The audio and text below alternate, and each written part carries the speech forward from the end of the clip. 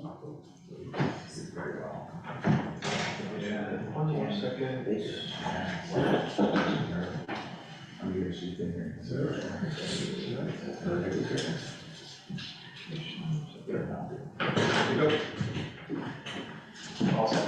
Hello and welcome to the returning of executive session for school committee. Please stand for the pledge of allegiance.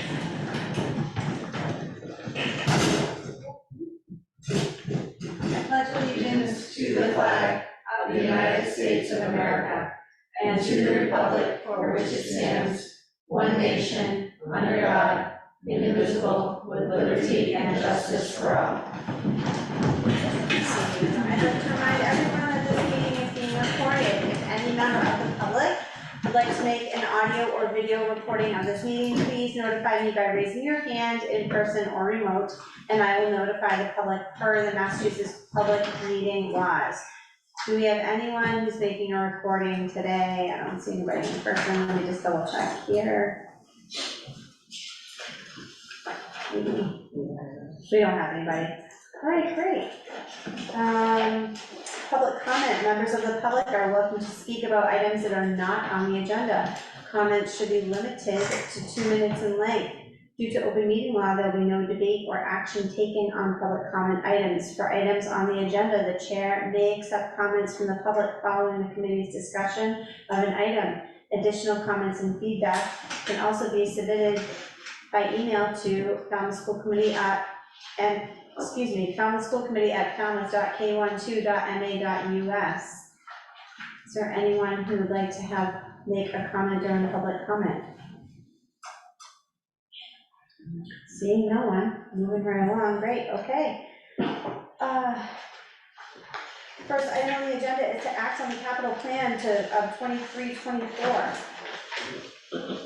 Make a motion to approve the capital plan for 23-24. Thank you, Kelly. Second. Thank you, Bill. Any discussion? Just ask a Sure. clarifying question as a new member. When we discussed this last time, a number of items are, the budgeting piece is placeholder budgeting. We don't have official quotes and that sort of thing. So what's the level of kind of authority and accountability in this vote? Is it essentially a vote of confidence? These are the priorities.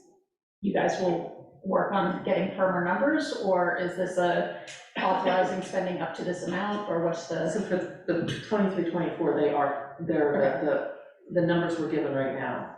By the time this gets voted in November and next summer, some of these items we may be able to do over some of the breaks, but I mean, things can change, and that is the way it happens. But these are the way it's going to be submitted to count. For this, they're not firmer numbers on the years out. Okay, thank you. Any other discussion or questions? Okay. Actually, I just want to make sure that we have Mike via Zoom. No. Don't see it, no, it's not. Okay. I'm sure he'll be joining us shortly. So all in favor on approving the capital plan for 23-24? Any opposed? Any abstention? Okay, great, it passes. Moving on to acting on the surplus of school or social studies texts and materials. Is there a motion? So moved. Margaret makes the motion. Is there a second? Second. Thank you, Bill. Any discussion? No discussion. All in favor? Aye. Any opposed? Any abstention? Great. Act on the surplus of elementary math text and materials. Is there a motion? So moved. Margaret, is there a second? Second. Heather, second. Any questions? Chris? I was just curious what count of consumables was. Are these just textbooks or? Consumables are the workbooks where students may have torn pages out or they could have written. Any other questions or discussion? All those in favor? Aye. Any opposed? Any abstention? Great.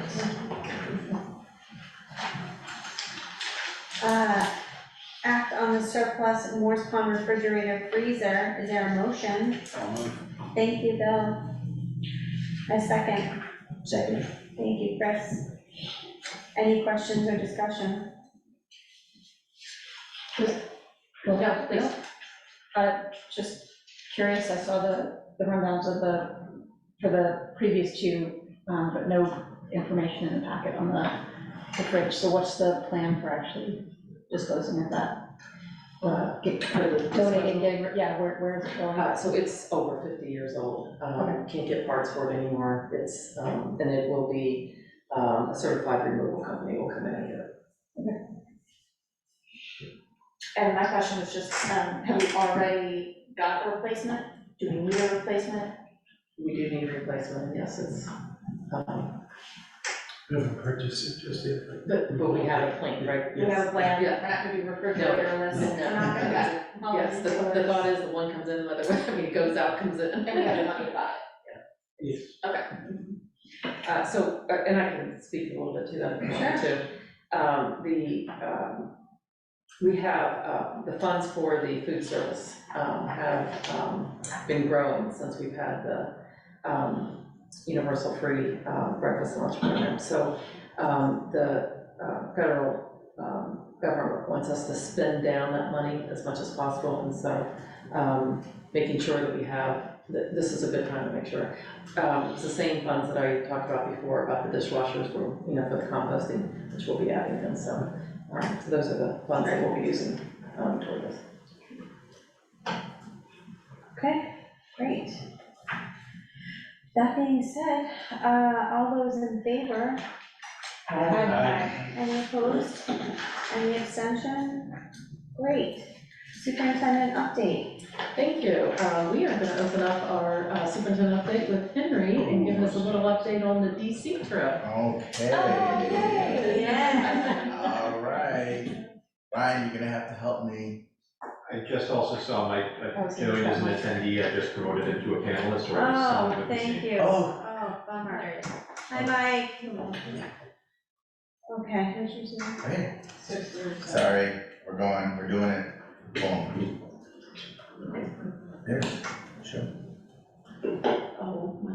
Okay, so as you know, oh wait, that's the beginning. There it is. As you know, we had a student from the high school that won the 2023 Congressional Art Competition.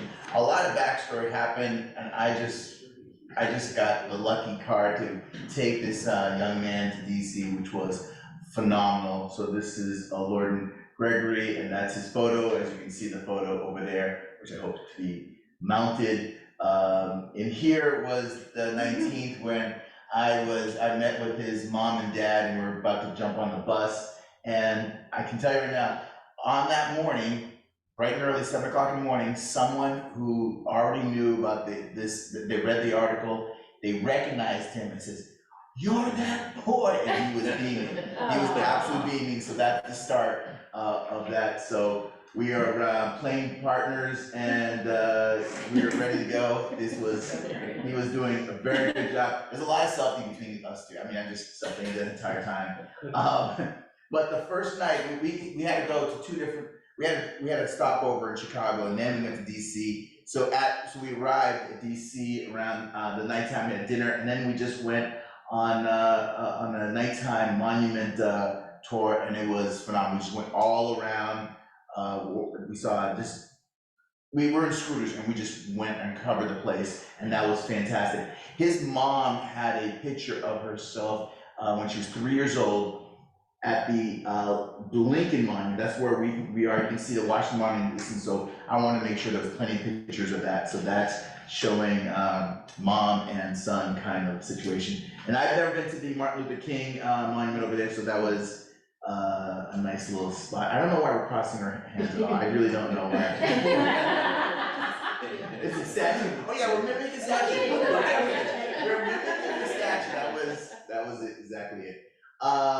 and then you can see us in the scooters down bottom over there. Oh, cool. Great. And then you can say public transportation, that was our public transportation mode, so that was Great excellent. idea. So at the White House, they let us, there was barriers that we couldn't go to the, right to the gate, and then the police was late at night, and they said, you guys go ahead, and then so we went and we were able to go right up to the gate, and that was phenomenal. So it was like a whirlwind for him, he's like never been there, loving it, and he was just so grateful the entire time. The next morning, he's ready to go, he's got his jacket, we went on the, we walked over to our hotel is very close to the Capitol. We're able to walk there, and so he's ready to walk in. And then that last one, we're in the festival. We're in the area where they're recognizing all the youngsters. Now there's 432 representatives. 436, 435. And so they took the first half. We were in the morning, and it was an afternoon. So this is half of us here. So we were in the morning. And then we went out afterwards. We were just going around seeing the Capitol building. This is my favorite picture because after we went and had a big presentation, one of the staff of Congressman Keating took us around the Capitol building, and we saw just all different areas, and that's fantastic. And then that person took us to where it was going to be mounted.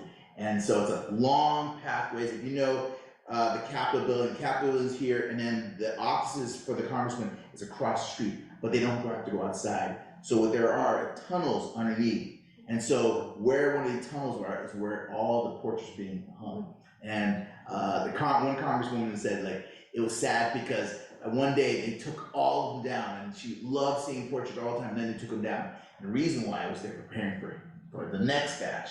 So all of a sudden they're being hung, and so they said, go out there and check it out, and they're connected by state. So if you look down below, you'll see Massachusetts. There'll be all the Mass portraits, and so we want to make sure we had his picture hung right behind. Now a staffer walks by, looks at him, looks at the portrait, and goes, congratulations! And he was beaming. I was like, oh my goodness. He's like, I can't believe all this stuff. So that was my favorite story, that he actually, people were noticing, and that was the connection. So that's gonna be there for a year until it has to come down for the next batch, next group of kids. So that was fantastic. We, he got certification there on the far left. If you can see the rows of portraits down on there, so that's a huge area. We're just checking them all out. One of our favorite visits was the African Museum. If you ever go there, it's shaped as a ship, like which brought slaves over there, but it is so rich with history. You go down, and we need another week. Send us back, we'll be all set. So they'll need another week. And then we went to the National Art Museum as well, and just checking out. That was, Miss Baker said, you have to bring them to the art museum. So we did that, and that was phenomenal. And so, this is our beloved community. When I'm talking to the teachers, I go, what's equity? This is equity. I love that we want to show excellence. That's what we are. We're a school that promotes excellence. So we want to have the kids achieve the highest level, but also equity. We're always looking and seeing the students. And I love this. This is what's going on, is that teachers saw him and says, we want to give what he needs. Let's make sure we help him thrive. Let's take any barriers away. And then this is the fruits of it. And I hope this is what a Clipper culture is. We want excellence. We want the highest level of education that we have. We also want to make sure that all students are seen. And we're looking at what is Clipper culture, and so that's what it is. So I just reaping, I was beaming. He was so appreciative. The best student to take. It was a joy to be there, and I hope Ms. Baker can have another winner, so maybe someone else can go. It was phenomenal. So thank you very much for accepting that field trip and letting us go. Thank you. That's great. And next, we're gonna hear from Sonia, some more success on our AP. Yes, so I'm going to follow up and talk a little more about equity and excellence. I want to thank you for declaring the social studies materials surplus. I want to follow up a little bit on that. we had been going through and conducting an inventory and found some older materials as we're building up our current materials and making sure that they're relevant. But one of the indicators of success is the students enrolling in accelerated courses, and one of the ways you can have that measured is by enrollment in the AP courses, advanced placement courses. And historically, we had gates that blocked access to advanced placement courses. You had to have certain grades, you had to enroll in an honors course beforehand, a teacher recommendation. And over the past few years, we've taken all of the gates out and opened access. And we're really trying to work with students to promote having more and more students take courses and diversifying some of the offerings that we have. And doing that, our social studies department has stepped up. They offered 2 additional AP courses. So we used to just have AP US history. So in their work to create deeper learning in the classroom, to provide personalized supports and feedback, and to reduce the emphasis on homework and to shift it to the critical thinking that students are doing, I'd first like to thank Mr. Mike Gennaro for his success with AP Psychology. This spring's exams, we got the results back. 42 Falmouth High School students sat for the exam. The students who opt to take it, it's not required, so we had more than that enrolled. Globally, the mean score was a 2.89. A 3 is the threshold for qualifying for college credit. In Massachusetts, the mean score is 2.94. For Falmouth High School students, the mean score is 3.36. The great majority of our students are qualified. It's 81% of test takers with a 3 or higher. So kudos to Mr. Gennaro and certainly to his Clipper scholars. So following the introduction of AP Psychology, we added AP Human Geography. And so some people have added AP Human Geography at different grade levels. We purposefully decided to add it at grade 11. It also counts, thanks to the advocacy of Mr. Feeney, it also counts as students' world history course. But it also provides an opportunity for a great number of juniors to access advanced placement and meet that measurement with the State Department. So as we are looking at this course, it has certainly reshaped what it means to be in an AP course and for students to identify themselves as AP students. And after taking one course, right, it increases the likelihood of taking more. So a special thank you to Mr. Tim Medeiros and Ms. Danielle Valesic for their success with AP Human Geography. 104 students sat for the AP exam in Human Geography. Again, not representing all test takers, just those who opted to complete the exam. Globally, the mean score was 2.75. In Massachusetts, it was 2.91. In Falmouth, it was 3.48, with 75% of Falmouth High School testing students of the 104, many of whom would have otherwise not taken an AP course, 75% of them with a 3 or higher. And also just an additional shout out to Mr. Darryl Morey, who has historically taught our AP US history course, who's going to be introducing AP government moving into the new year. So really a huge shout out to our social studies department and the leadership of Mr. Mike Feeney, and really running with diversifying offerings, opening the enrollment, and really working towards equity and excellence. So again, thank you for helping us make room for all the new materials as we're building out the programs, and certainly speaking to the success of our Clippers. And it is our goal to have 100% of our students over time accessing these and our other courses, including Lorden, who's taking AP Studio Art. So thank you so much for the opportunity to share that with you. Kelly. So mine is a budgetary question, because those tests are very expensive, and definitely the cost is a barrier for some families. So are we keeping up with making money available for the school to pay for people's, if we're going to consistently increase the number of kids taking tests, we need to consistently be bumping the budget to cover the cost for those tests? We do have opportunities. Mr. Kasarian, our Director of Guidance, coordinates and facilitates the access to the scholarships to students at the high school, but it's certainly a point that I can follow up on as we're increasing. Has he sort of met that limit or not, and what kind of trend is he seeing? Yeah, and making sure that students, that the topic of conversation is not, oh, I don't want to take that class, it's really expensive, and the conversation is just completely different. Oh, don't worry about that. That's not a thing to worry about. Because we don't want kids opting out before they ever set the foot in the classroom. Margaret? Do we have data on the past history of people who enrolled in AP classes? Yes, so that's actually with some support from the Falmouth Education Foundation, Chris Brothers, Mr. St. Julian, myself, and Dr. Harris, who are actually forming a committee and going through our historical data to create for ourselves sort of that baseline so we understand really the impact we're having as we continue to move forward. So we're looking at it from a numbers perspective, the impact of those gates, the different prerequisites, and then also looking at the demographics and representation among students in the courses. So that is actually part of our work. I'd like to sort of participate in that. I think that's important. Heather? Related question, do you have a sense of what fraction of students opt to take the test? And has that fraction stayed similar as enrollment has increased? In the original studies we did, the numbers were small, and we are seeing greater numbers taking it, but I can go back and kind of look at it, especially in light of, I think we were just so excited when we saw the 104 in the mean score, but we can put that into some of our data that we're working to break down. Susan, I really think the content of what we're talking about is a great PR piece. And it's one more offering that Falmouth High School offers for kids attending Falmouth High School. So if we can get that information out there ASAP, that'd be awesome. You kind of stole the words from my mouth. I was thinking, like, where's Gilda?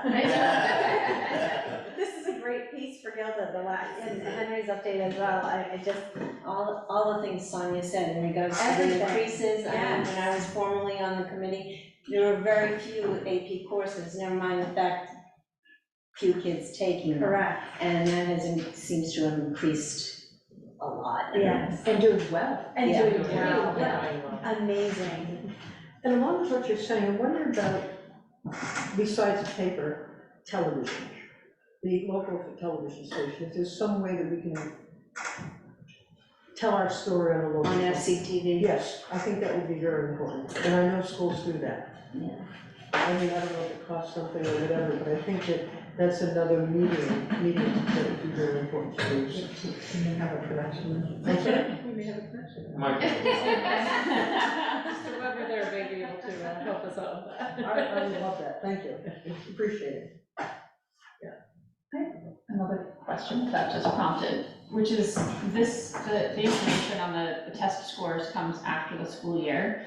Do those students get recognition with their peers? Because that can also, besides giving them a boost, can encourage other people to enroll when they see their peers' success. It's actually one of the pieces we follow. So the college board will send to us, after they finish processing all of that, they'll send to us rosters of AP scholars. And we do recognize the AP scholars with honors, with distinction when they send them, where students are joined by other students. So we've done, there's been a Clipper time recognition. It's been done at various student awards nights, but they found ways to celebrate that and then circulate that information within the school. It'd also be fun to do either like a prepackaged kind of marketing piece, or even have previous year AP scholars as you're doing enrollments, the next, course selections the next year to actually talk to students about their experience and what they got out of it to encourage more. Yeah, I like that. Chris, did you have a question? Yeah, I was just curious, are some of the other departments also kind of following the same process, like the math department, English, and just kind of how they're moving along compared? Yeah, absolutely. So math has calculus and statistics. And we added statistics, Ms. Tricia Bordeaux was the teacher. I want to say we added it almost 10 years ago now, and that was a significant shift to see the growth in math. In English, grade 11 and 12, those two are the only courses we offer it in each of our languages that we teach. So this, we have grown, and then each of the sciences, we have the 4 courses. One of the things that we've really been working on, especially, is just had the one when there were so many other offerings and growing that. But then we also provide some independent study opportunities. So if a student takes calculus, AB, but only, 2 or 3 students want to pursue then AP Calculus BC, we provide them support from the AP Calculus teacher so that they can continue that pursuit and meet with success. And that's even how we started with AP Music Theory. We had a few students who were interested in it, and then it kind of grew to a cohort. And even AP Government, we had a group of students who took it through virtual high school, and then the word of mouth around that, and now we have a section of 24 was the current number when I looked, going into next year, so that we have a teacher who's dedicated to teaching that section. So these average scores that you mentioned are phenomenal. You mentioned that you're looking at removing some barriers like having to take honors courses first. That's how I want to track that. Is there are there other schools that you've looked at that have done similar things, and have they reported like similar success rates after removing those barriers versus having students take an honors course first and then moving on to an AP course? So the College Board has put a lot of their resources into the research base that we're able to access, and they connect us to other districts. In Massachusetts, a few people have used MINTI. I'm trying to give you what the acronym is, Math and Science, Mass Insight for Math and Science. I'm gonna mess up the acronym. So we had partnered with them a number of years ago and brought in their professional development and some of their resources called Laying the Foundation. It was sort of the idea of a pre-AP program. And so we've embedded a lot of those skills and strategies into our curriculum at both the CP and honors level. So I think having that framework, and then it took us a few years to take the other parts out, we've really been working to create an academic experience that helps students be successful. So I think in taking that out, we know that sort of our curriculum articulates for their success, but I think both the College Board and the Mass Department of Education, they want to see accelerated, but they don't tell us any one way to do it. So it's hard for us to track, clean research, like there's 50 schools that did it this way. But our work is supported by the College Board, and our teachers have to be recertified by the College Board in order to continue teaching. So they're also getting that specialized support. Okay, thank you. Yeah, you're welcome. All right, that's great. All right, so the next, I'm gonna talk a little bit about our ESY program this summer. We are underway, we're in week 2. We have a coordinator, we have 12 teachers and 27 teaching assistants at this time. We have 3-day programs, and in the 3-day programs, we have 1 preschool program and 2 connect programs, 1 for elementary and 1 for middle school. We have 4-day programs, we have 2 tip programs, 1 in preschool, preschool to 3, and then elementary. We have 3 TLC programs, 1 elementary, 1 middle high, and 1 vocational transition program for our high school. We also have the academic instruction offered. We have 5 academic instructors that offer the academic instruction on Tuesday, Wednesday, Thursday. And then our related services. Happy to report that we have OT, PT, and speech language pathologists. All the students are receiving their services this summer that are identified in the IEP. I will say that we are having some challenges around getting additional teachers and teaching assistants. It's been a challenge for the last couple of weeks, kind of narrowing down for the last few people trying to get them in. But we are certainly within our ratios. But additional. So staffing's, we've been experiencing this for the last couple of years, and so that's real. But we're there, and we're kids are coming, and we're having school, and things are going. So now I'm going to toss it over. I'm sorry. A total of 111 students. I didn't say that we have in the summer. I'm going to toss over to Sonia to talk about our camp inventions because they're very popular. Yes. So. Thank you for the opportunity to share. So we were able to register just over 300 students over the 2 weeks. So the program was at North Falmouth and Teaticket this year. We enrolled students last week, it's a repeat of the same program, so they're new students this week, and we've been able to provide that at no cost to Falmouth students going into grades 1 through 5. It's kind of the breakdown. And we have a number of our staff who are teaching. Some of them are current staff, some of them are returning staff who come in for the summer and want to be back with us and with our students. And then we have a number of volunteers across grade levels.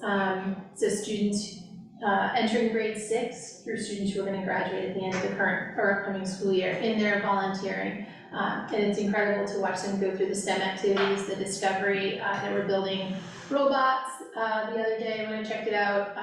And so just to see them in there and going through the engineering design process and smiling and laughing and having a great time, and they're completely exhausted by 3:15 on Friday afternoon. That includes the student volunteers for sure. And I just want to give a shout out to Mr. Michael Irving and Ms. Kim LaBeouf, who are both teachers at North Falmouth, but each is directing one of the programs. Mr. Irving's at Teaticket for 2 weeks, Ms. LaBeouf, and truly their staff coming in and preparing everything in the days ahead as well, and then coming in early and staying beyond to make sure our kids have just a phenomenal experience, and just really cool. So thank you for letting me share. Yeah, we'll wrap up with the update. I'm going to turn over to Paul Dart to talk about the financial report, which you had asked for, so Paul's going to give you a little information. Just quickly, our plan is to have a financial review at the meeting in August. We're just now finishing up our fiscal year 23 numbers. We're actually due with the town tomorrow, so the final adjustments were submitted today. And the July numbers will also go over in August. Right now, we haven't so much as had our first payroll in July, so there's not much to talk about in July at this point. But, so we'll have a full review for you in August. Thank you. Great. I would like, is there a motion to approve the minutes of June 27th, 2023? They are at your seat on blue paper. Second. We can roll call because Mike is with us via Zoom. Heather, but excuse me, back up. Is there any discussion? Sorry. No, okay, thank you. Heather. Heather Goldstone, yes. Augusta, yes. Welch, yes. Susie, yes. Lumpy, yes. Mike? Mike, yes. We'll speak also yes. Thank you all, that approves unanimously. Any committee member reports? Just one. Yes. So hopefully everybody saw the email that we're confirmed for the retreat. If you have, I have your email, and if anyone else has any dietary restrictions or allergies, just let me know ahead of time. And we're all confirmed with gym party for, I already grabbed the date, the 3rd. The 3rd? Yeah. From 4 to 8. Are we at the high school for Yes, confirmation? at the high school, yep. Thank you. Any And other? thank you to Sharon for coordinating that. Of course. Thanks, Sharon. Chris? I sat in on the affirmative action committee, which was the first Wednesday this month. In attendance was the town manager, and he kind of just introduced himself to the committee and answered any questions that they had. They're still working on finalizing their mission statement, kind of trying to be a little more inclusive in terms of the wording of it. We talked about, one of the bigger topics that they talked about was trying to have support services kind of in one main location, just so people don't have to go to multiple different locations, to make it easier for the community members to get there, to get everything in kind of one spot, which the town manager was in support of and kind of looking to make that maybe one of his, I'm sure, many goals. And then the HR director gave an update on the DEI position. I think they're putting it out again this week, where they've updated the salary for that one. And so they're gonna resend it to, or re-notify the people who are currently or previously applied, just so they're aware of the updated salary, and then hopefully get some more, and then repost it to get some more kind of qualified applicants. So that's kind of the gist of it. Thank you. Yeah, well, Any other committee updates? Okay. Is there any request for information? Really? We're already here? Come on, it could be a record. I'm gonna make a motion to adjourn. Second. Okay, roll call. Olson, yes. Augusta, yes. Jones, yes. Susie, yes. Parker, yes. Okay, yes. Let's keep yes, Mike Halen. Hi, Kalen, yes. Thank you, everyone. No. Thank you. Yeah.